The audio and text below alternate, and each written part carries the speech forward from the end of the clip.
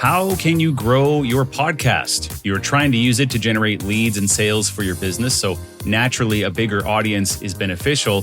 Today we're going to look at the 4 growth pathways to help increase your podcast audience.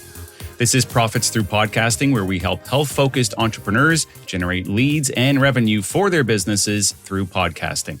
I'm your host, Joel Oliver.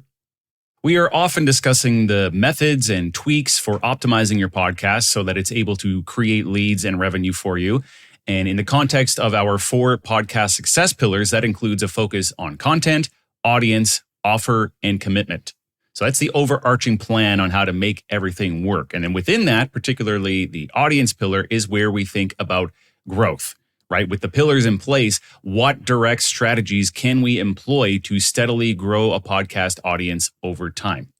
So I do want to preface this as well, that this is not about going viral or getting millions of listeners. Okay, most clients that we work with, that's not their goal, nor is it necessary to build a thriving business around. It's just not something they need. They're just trying to find as many of the right people as possible to listen to their podcast and then hopefully become clients of their business as well. So let's look at the 4 different pathways to consider when it comes to growing your podcast. Health podcast growth pathway number 1, optimize.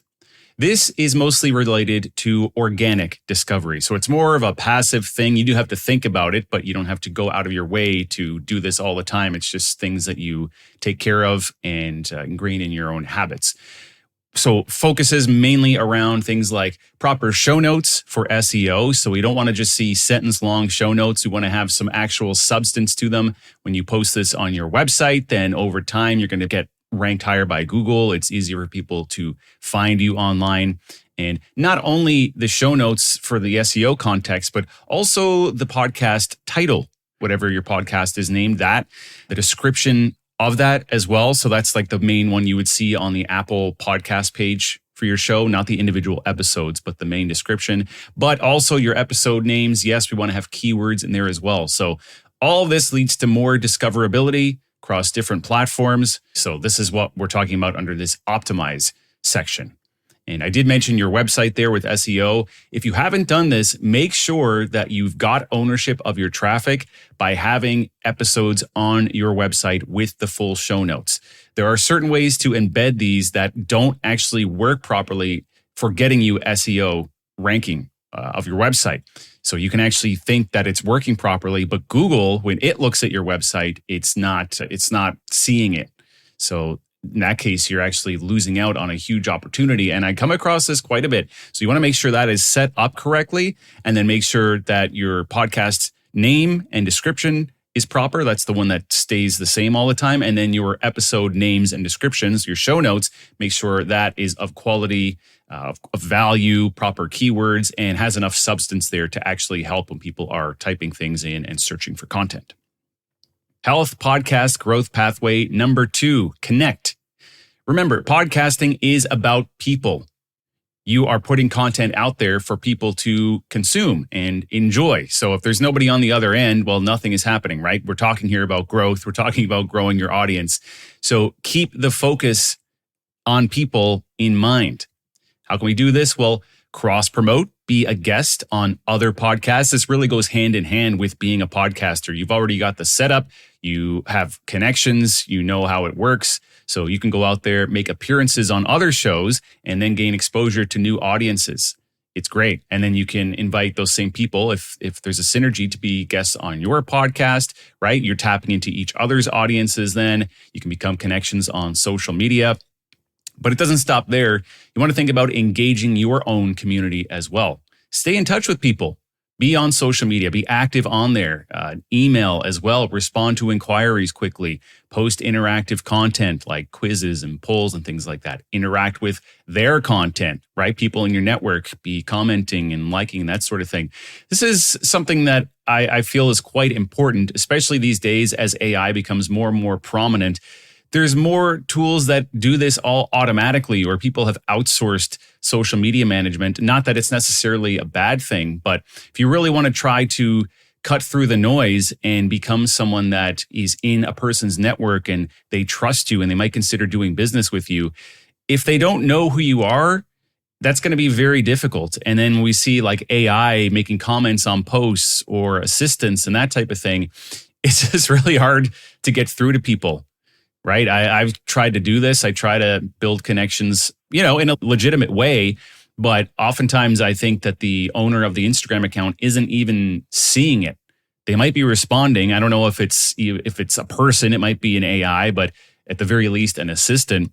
So being out there and just being authentic and trying to make these real connections is very important. And as I'm saying here, this may require more and more creativity as we move forward, such as in-person events or being introduced. I know that works quite well.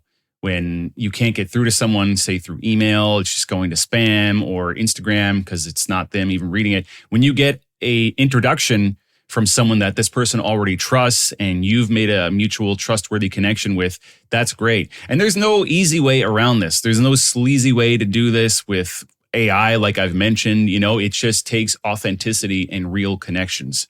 And that's going to go the same for people in your network, guests that you want to have on, and of course, people you want to do business with, listeners in your audience. You've just got to be a real person. You want to show up. If they are actually coming and commenting on your Instagram post, for example, I think you better be there and respond. I would hate to have a situation where someone felt compelled to reach out to me. And I've had this either through guest appearances on other shows or some, our own content. Someone reaches out and it's just, I never even see it. All this content that I've put my heart into creating to help people, and someone decides to write and say that they liked it or they want give some feedback or ask a question, and I just have some assistant who responds to it or an AI. I can't fathom that. And I think this is going to be more and more important going forward. Now, how you deal with that in your own business in terms of scaling and what you focus on, that's up to you.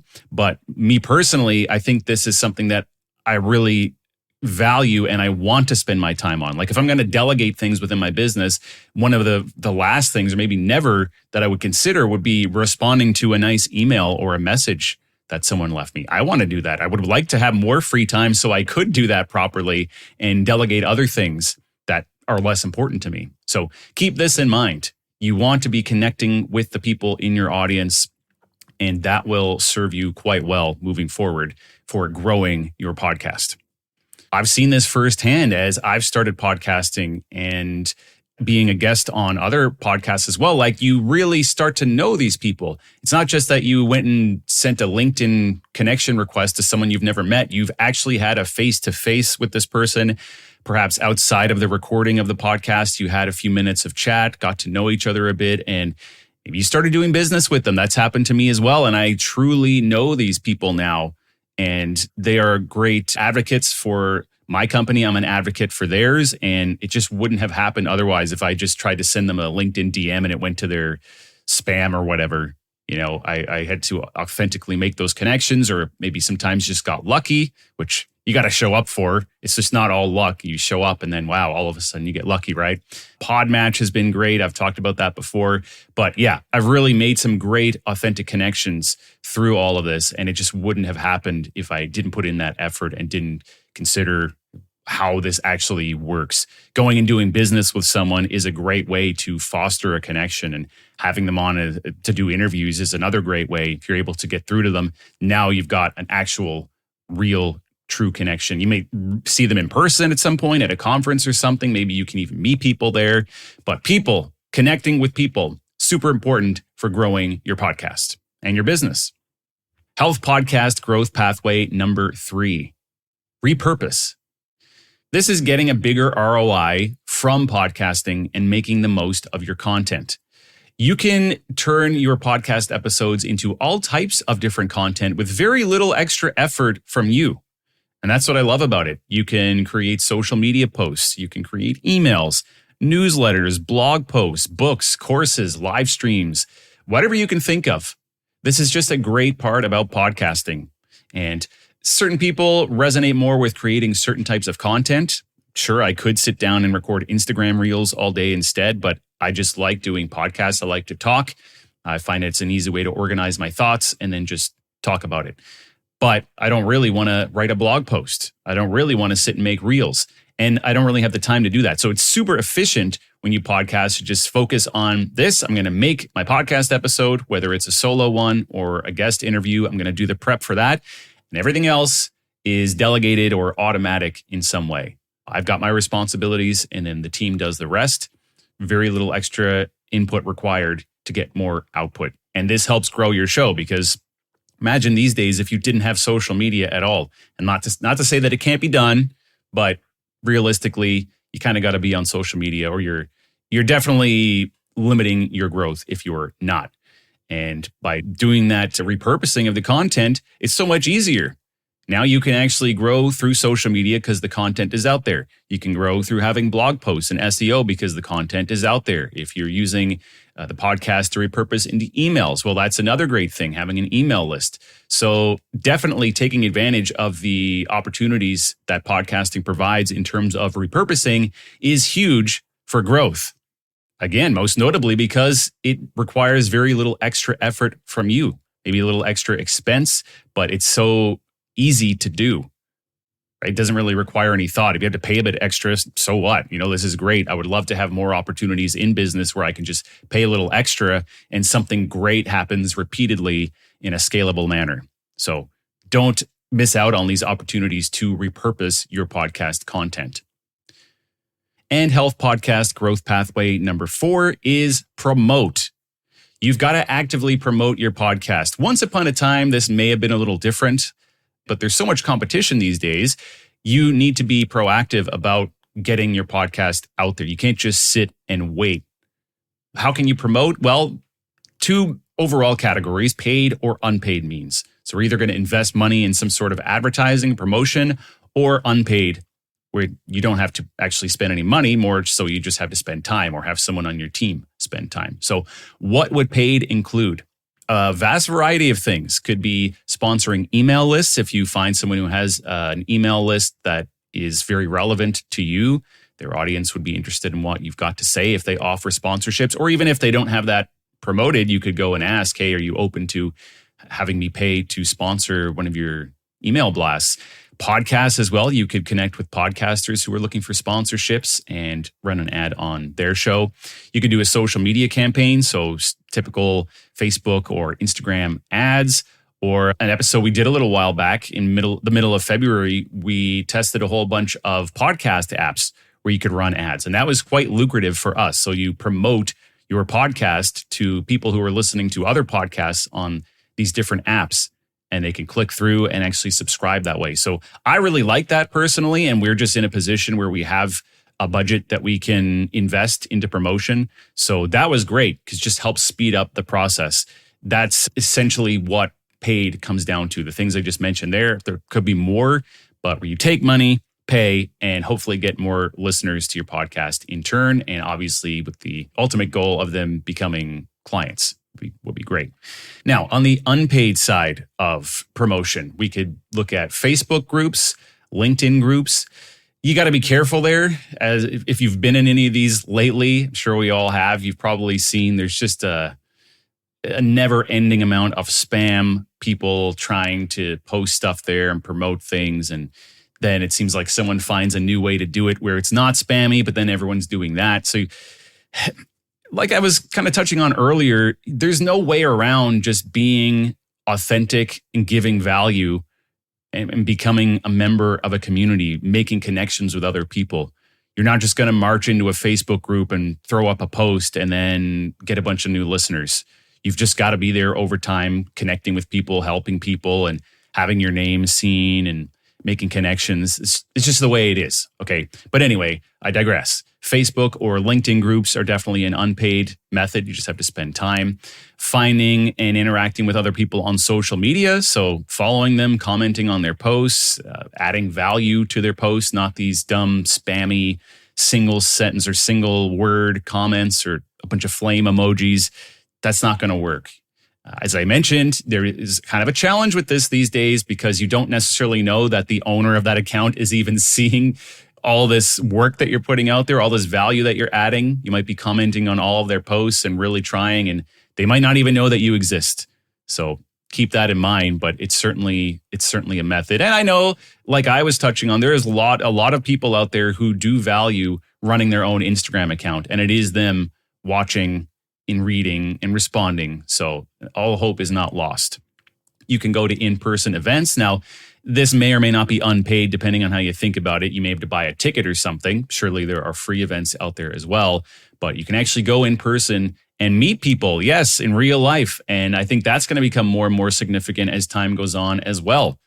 It's just nice to get out from behind the computer. You speed up that entire process because you met that person face to face. There's a whole bunch of people in the room all at once.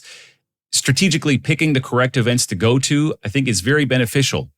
I've gone to various networking events over the years, and you got to be at the right places. You start really broad, then you might meet a person every now and then who you have a good value exchange with, but otherwise it could be just a lot of wasted time, perhaps. Eventually, as you make the right connections, you'll get invited to better and better events, or you'll meet people who happen to be doing something interesting that's more along the niche or something that's relevant to you. And then before you know it, you've got better events to go to. And like I mentioned, there are paid ones, so you could just go buy a ticket to something that's coming through town or fly to it, depending what it is. But there are all sorts of conferences out there that would be relevant, I'm sure, to obviously the health and wellness industry, the health and wellness space, but something perhaps in your specific niche that's useful. You're following other people in the industry or organizations and regulatory bodies, whatever the case in your niche. It's a great way to keep up on what events are coming through, trade shows, and perhaps attend some of these and meet people face to face who could end up being clients of yours as well. And it wouldn't necessarily only be something that is your peers, depending on who you're trying to do business with. Think about your ideal client and look at the types of events that they would be going to as well. So you've got that. There's so much online that you can do without paying outright. But that's what it comes down to. And remember our episode with Melissa Monty, she had this massive success almost right out of the gate with her podcast launch. And she explained how important it was to connect with people. Like, she got featured on some podcast apps just by knowing the right people. Again, there's no faking that. She legitimately got to know these people. She went to some events and made those connections. And before you know it, because of who she knew, she's able to get featured somewhere and she gets speaking gigs, and didn't necessarily cost anything. You got to put in effort, but wasn't like she just had to go pay. And there was no way to even do that, right? That's an important consideration here as well. Yes, there are some means through which by paying you can speed up the process of promotion, but there are others that you just cannot, money cannot buy it. You've got to go do this unpaid way. Okay. So there you have it. The 4 health podcast growth pathways for growing your show. I also want to point out here that while growth is important, you want to assess where you are at with your podcast and your business. I had someone come to me a while back and she was in a tizzy. Business wasn't really going how she planned. She had a podcast and thought that she needed to invest in working with someone like us. But when I looked into it further, it's like a whole leaky bucket problem. There's a whole bunch of issues with the business. So while growing the audience of the podcast is good, you want to have other things in place first as well. Like, you don't want to be putting out poor quality content so that when you get a listener, they're hearing it and turning it off right away and not subscribing. So we want to have a lot of foundational things in place before we really delve too deeply into growth. Okay, so keep that in mind. Once you're confident of what you're putting out there, then you could perhaps feel better about putting this effort into growth. Growth is great, but we don't want to be putting that effort there when there are other bigger priority issues within your business and podcast. Hope this was useful, and we'll talk to you again soon.